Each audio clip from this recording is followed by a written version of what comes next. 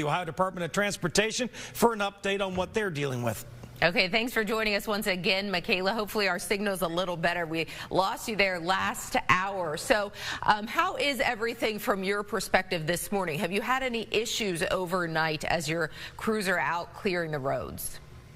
Yeah, so no reports of issues overnight, but we are seeing vast differences across southern Ohio here. We have an 8-county district. All of our counties are at least on a level 2 snow emergency. I know we have 2 that are on a level 3. So travel is rough out there this morning. You have told us before about the problems you've had even this winter on snow plows getting crashed into while they're trying to do their job. Have you had any reports of that kind of thing? So far for this winter storm, I have not heard any reports, but statewide we are up to 34 crews hit this winter season. So, for those counties that are on a level 3, it is no travel for non-essential drivers. And then if you do come upon a plow and you're out in those level 2 counties, just make sure you slow down. Please give them room to work and drive to the conditions that you're currently in. Mm-hmm.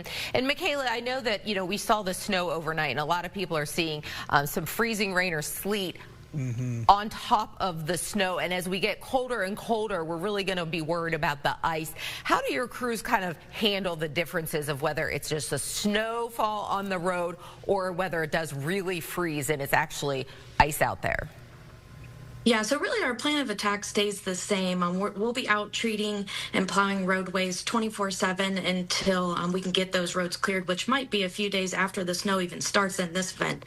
But we do have plenty of materials. We have salt, we have brine. We can add additives to those things to make them more effective, but it's definitely going to be a tough couple of days.